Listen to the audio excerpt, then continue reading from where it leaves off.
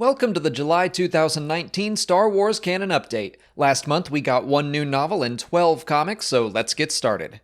Thrawn Treason by Timothy Zahn was the novel, the third in the new series about Grand Admiral Thrawn. It follows his story while he was absent for about 4 episodes in Star Wars Rebels. We get to see what he was up to after Grand Moff Tarkin informed him that director Krennic was trying to take TIE Defender money for the Death Star.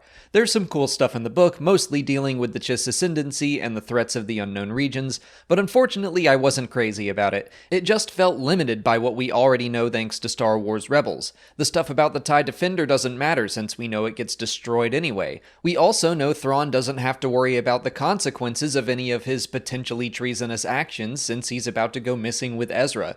It pains me to say it, but I thought treason was skippable unless you just love Thrawn or the Chiss. If you're still interested in reading it, consider checking out the audiobook for free by following the link in the description or by visiting www.audibletrial.com/Star Wars Explained.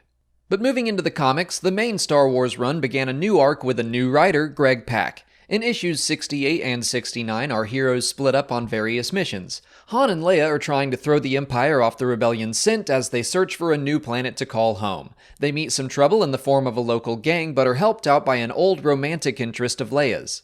Luke is sent off to lure Imperial probes away from a rebel refueling station. In a nearby settlement, he meets a woman who can use the Force. And Chewie and 3PO are paired up to trick an Imperial fleet into visiting a lifeless planet that they plan to blow up, taking as many Star Destroyers as they can with it. Unfortunately, it turns out there is life on the planet, which they only discover after the trap is set. So far, I've been enjoying this new arc. It's moving a little slowly since everyone is split up, but I like all 3 storylines, and they all feel like they're building towards The Empire Strikes Back. We're in the home stretch before Episode 5, so Luke is getting the chance to build up more cred in the Alliance. Han and Leia are getting closer on their mission, and Chewie and 3PO are building some rapport. I also think this is the best the comic has looked in a long time. I really like Phil Noto's art, and I'm glad he's taken over for the main series.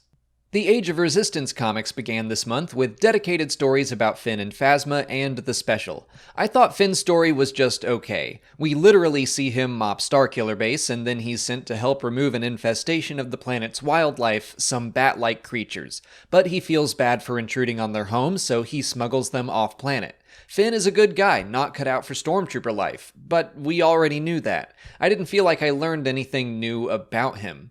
The Phasma issue was similar, but I enjoyed it more getting to see a battle with some planet in the unknown regions. Phasma is shown to be merciless in combat even when it comes to her own troops. Again, this isn't all that surprising if you've read the Phasma miniseries or her novel, but if you hadn't read those and had just seen the movie, I think this story is a good summary of what makes her tick. The Maz story in the Special was pretty great. We actually get to see her be a pirate queen, fighting alongside Han and Chewie to recover a stolen artifact. Her motivation simply seems to be keeping dark-side relics hidden away, and I think the artifact she recovered is actually the helmet the Grand Inquisitor wore back in Star Wars Rebels. Holdo's story actually jumped us back in time to when she was still part of the Rebel Alliance. She shows off her leadership skills and pulls off an impressive maneuver kind of reminiscent of the one we see in The Last Jedi. And finally, BB-8's story involved the liberation and revolt of some First Order droids, very similar to what we saw L-337 do in Solo: A Star Wars Story. It was definitely the goofiest part of the Special, but it included that little toddler-looking droid from Star Wars Resistance, so I'm more than willing to look past the silliness. Target Vader is another series that began in July. The setup is that a group of bounty hunters are hired by a rebel cell to take down Darth Vader. Among them is Bylert Valance, who was a prominent character in the old Legends Marvel comics. He was introduced to the new canon in the Han Solo Imperial Cadet series, where we saw him receive injuries that turned him into a cyborg that was removed from Imperial service. The first issue is pretty straightforward, but I'm glad this story is more about the bounty hunters than Vader so far. We've had plenty of Vader comics already, so it's refreshing to see the scum and villainy side of things. Dr. Aphra 34 continued a so far very enjoyable arc. She returns to the Rebels after realizing she can't currently survive without their protection. They want her to help design some miniaturized Death Star tech that could blow up the Imperial Palace from across the galaxy, but all she wants is to steal back a weapon they confiscated from her so she can sell it and hide. I like seeing this side of the rebellion, the morally gray side. Sometimes the rebels are called terrorists, and that's not always wrong. This is a project Mon Mothma has no idea about because she obviously wouldn't approve, and I'm excited to see where General Kraken takes this. The TIE Fighter series continued to get better with its 4th issue. After losing 2 of their pilots in issue 3, they get 2 cadets as replacements. Their faith is also shaken after learning that one of the recently deceased was in contact with the rebellion and was planning to defect. But they track down that rebel cell and plan it to hit it hard in the next issue. Just like Aphra is currently showing the darker side of the rebellion, TIE Fighter is showing us the lighter side of the Empire. Shadow Wing doesn't appear to be made out of evil people. It's easy to root for them, and I was surprised when I felt the losses in issue 3. I like these characters, and I'm interested to see how their story ends next month.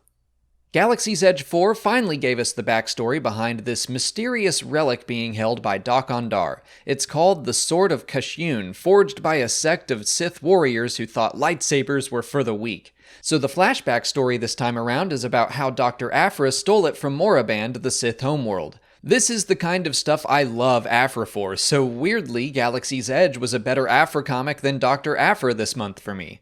Back in the quote present, the mercenaries and First Order converge on Dok-Ondar's, and everyone is trying to get that sword for some reason. I'm really excited to see the conclusion of this comic next month too. Just like every month, Star Wars Adventures 23 was fine. 2 fun, goofy little stories, good especially for a younger audience, but if you're my age, you aren't missing a whole lot by skipping it. Sebulba popped up in the first, which was a nice surprise, and he's still out racing. And the second story was about Bib Fortuna wanting to take a break as Jabba's major domo. For Story of the Month this time around, I'm going to give it to Star Wars issues 68 and 69. Of all the comic series, the main run has been very up and down for me, but the start of this new arc with Greg Pak now writing and some great looking art by Phil Noto has revitalized my interest, and I hope that momentum continues. In August, we're getting 3 books and 10 comic issues. A Crash of Fate and Myths and Fables both come out early in the month on the 6th. One is a young adult book about 2 kids from Batuu, and the other is a collection of in-universe legends, similar to the Legends of Luke Skywalker book from a couple years ago. Black Spire by Delilah Dawson also comes out at the tail end of the month, and I'll tell you right now, it's already a front-runner for Story of the Month. I loved that book, thanks to my boy Cardinal coming back. But that's it for July. If you haven't already, please like this video, subscribe to the channel to keep up with new Star Wars stories as they're released, follow us on Twitter, Instagram, and Facebook, and consider checking out our Patreon page for even more Star Wars Explained content. As always, thanks for watching, and may the Force be with you.